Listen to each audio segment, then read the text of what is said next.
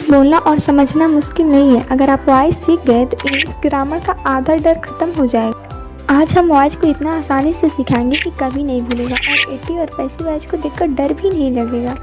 आज हम वॉइस को बिल्कुल आसानी तरीके से सिखाएंगे, इसलिए वीडियो को पूरा देखिएगा, क्योंकि यहाँ इंग्लिश पढ़ाई नहीं समझाई जाती है। आप लोग को ज़्यादा डेडिकेशन करने की ज़रूरत नहीं है, मैं आप लोग के साथ हूँ। स्मार्ट क्लासेस मोटिवेशनल स्टोरी भैया जल्दी।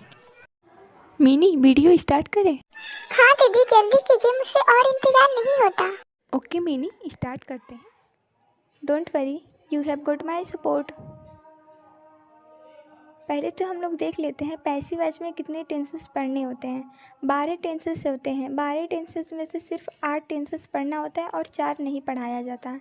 जो 8 होते हैं वो मोस्ट इम्पोर्टेंट होता है। प्रेजेंट इंडेफिनिट में प्रेजेंट, पास्ट, फ्यूचर तीनों पढ़ाया जाता है और कॉन्टिन्यूअस में प्रेजेंट और पास्ट ही बस पढ़ाया जाता है और परफेक्ट में प्रेजेंट, पास्ट, फ्यूचर तीनों पढ़ाया जाता है और ये नीचे बचा वो तीनों ही नहीं पढ़ाया जाता। ये उतना इम्पोर्टेंट नहीं होता। ओके, एटी वॉइस बदलते समय सब्जेक्ट को ऑब्जेक्ट और ऑब्जेक्ट को सब्जेक्ट में बदला जाता है।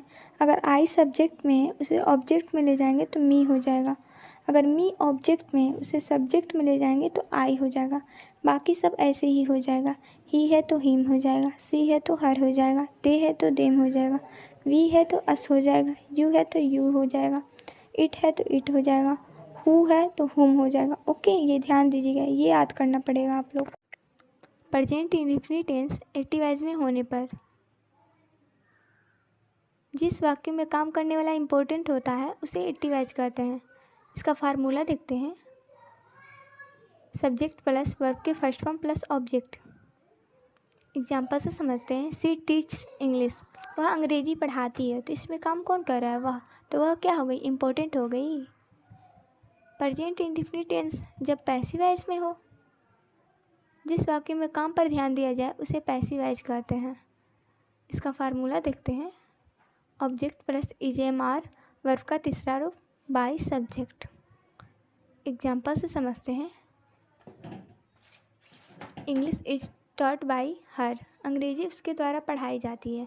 तो ध्यान दीजिएगा, ऑब्जेक्ट को सब्जेक्ट की जगह लाके रख दिया गया है। ओके, एटी वॉइस को पैसिव वॉइस में कैसे बदलते हैं आइए एग्जाम्पल से देखते हैं। सी सिंग ए सॉन्ग, वह एक गाना गाती है। तो इसका पैसिव वॉइस हो जाएगा, पहले तो ऑब्जेक्ट को सब्जेक्ट की जगह ले जाएंगे तो हो जाएगा ए सॉन्ग। इजे मान में से इज का प्रयोग करेंगे लोग। फिर सिंग का तीसरा रूप सॉन्ग हो जाएगा। फिर बाई, सब्जेक्ट को ऑब्जेक्ट की जगह लेके आएंगे तो सी का हर हो जाएगा।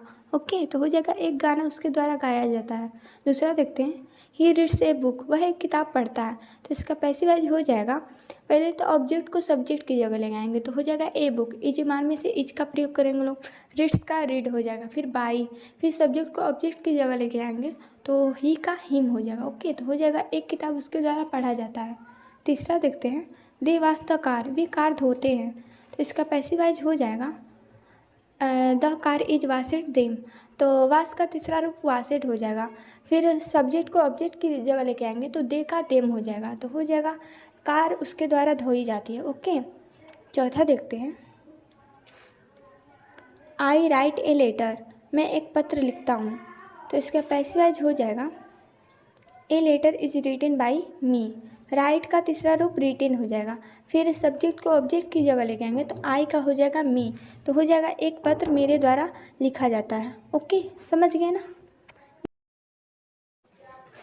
Past indefinite tense passive voice में होने पर इसका फार्मूला होता है एटी वॉइस में सब्जेक्ट प्लस वर्ब के second form plus object. Passive voice में इसका फार्मूला होता है ऑब्जेक्ट प्लस वाजिया वर्ब के थर्ड फॉर्म बाय सब्जेक्ट। इसका एग्जाम्पल समझते हैं। Ram wrote a letter, Ram ने एक पत्र लिखा। तो इसका पैसिव वॉइस हो जाएगा a letter was written by Ram, एक पत्र राम के द्वारा लिखा गया। ओके, समझ गए ना। दूसरा देखते हैं। सी कुकड फूड, वह खाना बनाई। तो इसका पैसिव वॉइस हो जाएगा फूड वाज कुकड बाय हर, खाना उसके द्वारा बनाया गया। तीसरा देखते हैं। दे प्लेड क्रिकेट, उन्होंने क्रिकेट खेला। तो इसका पैसिव वॉइस हो जाएगा cricket was played by them, cricket उनके द्वारा खेला गया। ओके, समझ गए ना। अब फ्यूचर का देखते हैं। Future indefinite tense passive voice में होने पर। इसका फार्मूला देखते हैं। एक्टिव वॉइस में subject plus will shall verb के first form plus object. Passive voice में इसका फार्मूला होता है object plus will be shall be verb के third form by subject. Example से समझते हैं। He will clean the room, वह कमरे को साफ करेगा। इसका पैसिव वॉइस हो जाएगा the room will be cleaned by him, कमरा उसके द्वारा साफ किया जाएगा। ओके, दूसरा देखते हैं। I will complete the work, मैं काम पूरा करूँगा।